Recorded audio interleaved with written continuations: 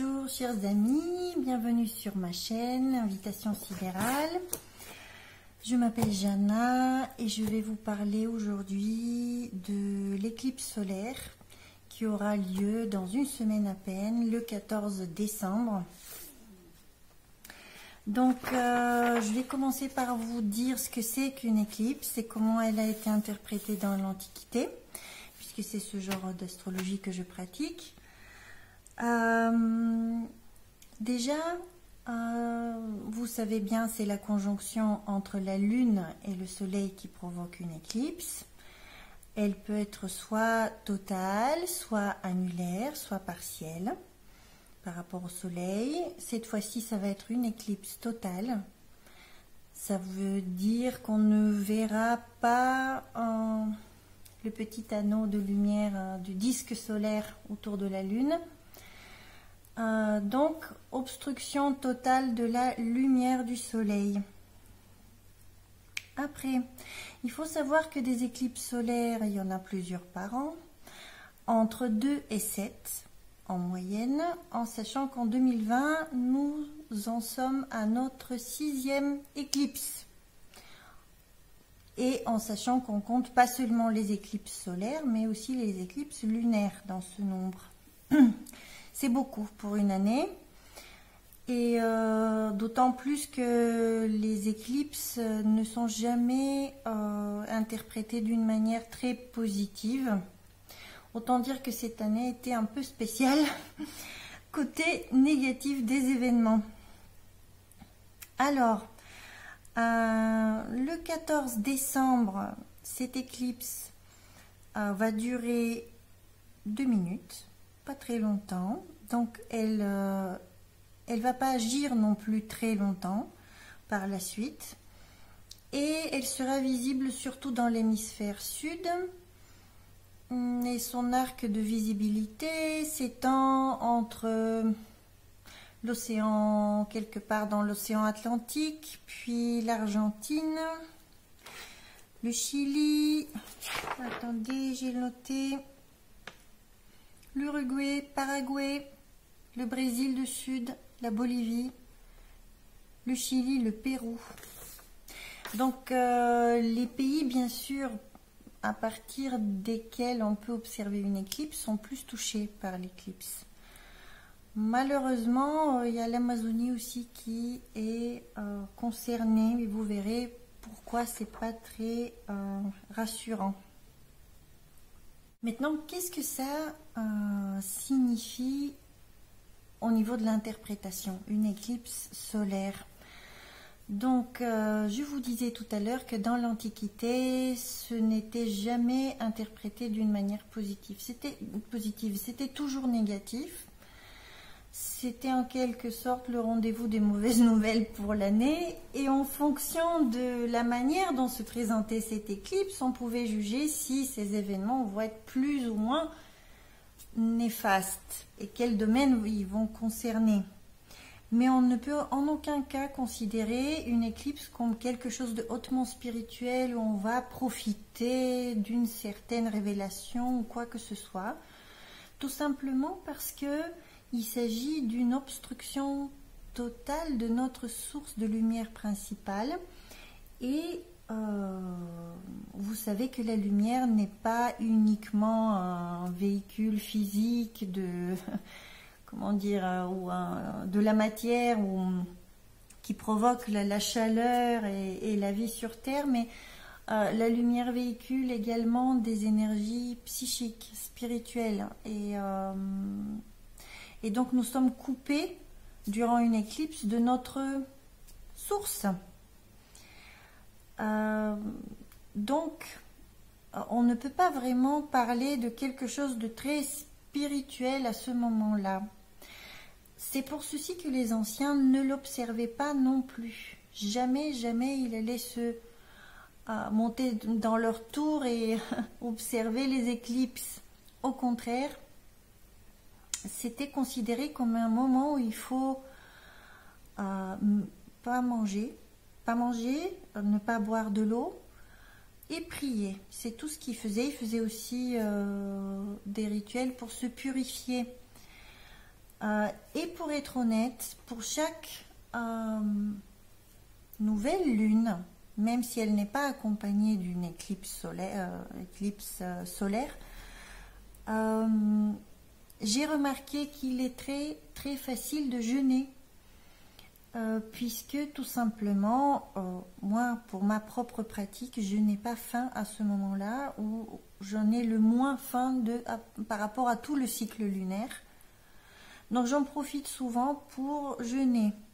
Ce jeûne peut être plus ou moins sévère ou plus ou moins doux, donc selon vos envies et comment vous pouvez faire, mais des fois si je peux, je vais jeûner jusqu'à 3 jours, même toute l'invisibilité de la lune. En plus, quand il s'agit d'une éclipse solaire, je comprends mieux pourquoi les prêtres mésopotamiens ne mangeaient pas ces jours-là. Ils disaient même qu'il ne faut pas exposer sa nourriture sous les rayons de lumière qui est résiduel dans l'atmosphère. Donc, ne l'observez pas. Et en général, ce sont des jours très déconseillés pour tout genre d'opérations, interventions médicales, tout genre d'événements importants pour vous.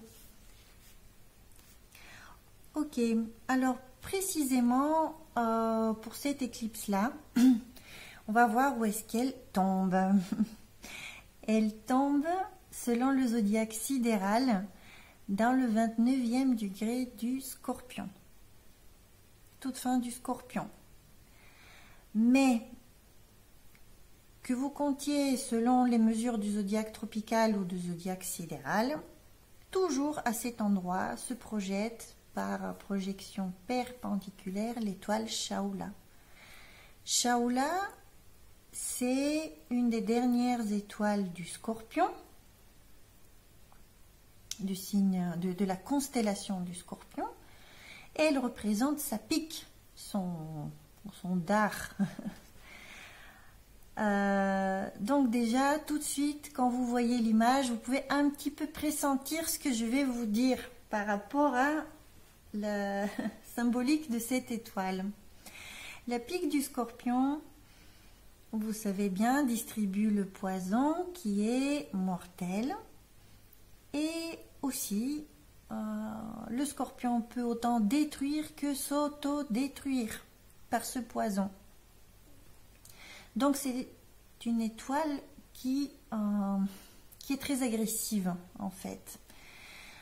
Soit parce qu'il y a des événements agressifs qu'elle peut provoquer, soit parce que ce sont des choses émotionnellement très difficiles qu'on peut vivre à ce moment-là. Ça dépend dans votre thème de naissance. Où est-ce qu'elle se trouve cette étoile? Est-ce qu'elle est en conjonction avec votre lune? Ça veut dire votre sensibilité. Est-ce qu'elle est en conjonction avec votre soleil ou avec votre ascendant? Donc pour toute personne qui est née vers le mi-décembre, ça va l'affecter parce que ça va être proche de son soleil. Et pareil pour tous ceux qui ont la lune dans ces parages. Après, au niveau collectif, il faut voir aussi les thèmes des pays qui seront concernés, déjà par visibilité ou pas non-visibilité directe de l'éclipse, mais aussi par rapport à leur thème. Là en particulier, les États-Unis ont l'ascendant Scorpion et risquent d'être affectés par cette éclipse. Trump, il a aussi la lune à cet endroit, mais peut-être je vais vous parler de ça après. Déjà, je vais vous expliquer plus sur Shaula. Parce que qu'est-ce que c'est que le poison? Vous savez qu'en médecine, le poison pourrait être utilisé à faible dose comme médicament. Et ça peut être appelé soit un vaccin, soit il peut s'agir de l'homéopathie qui travaille selon ces mêmes principes. Donc, sous certaines conditions, ça pourrait aussi nous guérir. Ce poison ou ce mal nécessaire qui est minimisé pourrait nous aider, sauf quand dessus il y a une éclipse solaire, puisque on ne dispose pas à ce moment-là des outils nécessaires pour soigner. C'est noirceur totale, en fait, c'est place aux ténèbres, symboliquement. Donc il ne peut pas vraiment s'agir de guérison avec cette étoile et l'éclipse dessus. Donc s'il s'agit d'un vaccin et s'il s'agit d'une période comme ça de vaccination, pour ma part, je pense que c'est une très très mauvaise période, ça ne montre rien de bon. Shaula. Ce qui est rassurant avec l'éclipse, c'est que, mis à part sa position sur Shaula en particulier, elle est bien aspectée. Dans le même signe, en Scorpion, il y a Mercure, mais il y a aussi Vénus qui vient pour aider. C'est une planète bénéfique, donc elle vient quand même adoucir, apporter de l'aide à cet endroit, dans cette même constellation. Il y a un sextile de côté de toutes les planètes en Capricorne, à savoir Jupiter, Saturne, etc. Et surtout, un trigone avec Mars. Mars, c'est le maître du Scorpion. Et c'est un des maîtres de l'étoile Shaula. Donc, le reste du ciel n'est pas très hostile à tout ça. C'est comme s'il y avait un problème en soi c'est ce poison qui va être distribué, n'est-ce pas? Mais en même temps, il y a des forces d'aide autour. On est aidé. Soit éclairé, parce que Jupiter fait un sextile et donc ça représente la connaissance et la sagesse, soit Vénus qui est pas loin et qui est visible en ce moment et qui est très bénéfique également parce que il y a une entraide humaine, etc. Pas beaucoup d'hostilité. Et puis Mars en lui-même, faisant trigone, il se trouve dans la fin du signe des Poissons en ce moment, en zodiaque sidéral. Il est direct, donc il n'y a rien d'hostile par rapport à cette éclipse. Mais elle reste néanmoins sur Shaula. Donc attention, c'est pas bon ce qu'elle va nous présenter, ce qu'elle représente, mais en même temps, il y a de l'aide et ça peut être traversé. Alors, mis à part le poison, qu'est-ce que ça pourrait représenter d'autre? Pour essayer de deviner, je vais vous dire quelque chose par rapport aux étoiles fixes en général, qui nous vient d'Hermès. Hermès Trismégiste, le père de l'astrologie. Il dit dans un de ses livres que chaque étoile fixe est de la nature de deux planètes, de leurs deux natures mélangées. Et pour Shaula, ces deux planètes sont Mars et Mercure. Donc, nous pouvons retrouver c'est la symbolique de ces deux planètes impliquées. Par exemple, pour Mercure, il s'agit de communication. Et pour et des études, communication, études, toutes sortes d'activités intellectuelles. Et pour Mars, soit d'agressivité, soit d'une certaine violence, surtout psychologique du coup, soit dans la médecine, comme je vous l'ai dit, ça pourrait donner des chirurgiens, des choses comme ça, puisque ça coupe Mars, vous voyez, ça représente aussi les objets aigus en métal. comme les scalpels, etc. Donc, mais Shaola agit plutôt sur le plan psychologique, en créant tout genre de traumatisme. Donc elle est toujours difficile à gérer, elle est toujours très très dure. Elle crée des situations de vie ou de mort, de survie, d'abus, de mensonges, etc. D'abandon, etc. Donc tous ces mots-clés que je viens de vous donner, vous les imaginez bien présents dans un certain domaine de vie, selon vos thèmes personnels. Peut-être ça va pas s'activer du tout, peut-être ça peut s'activer pour d'autres.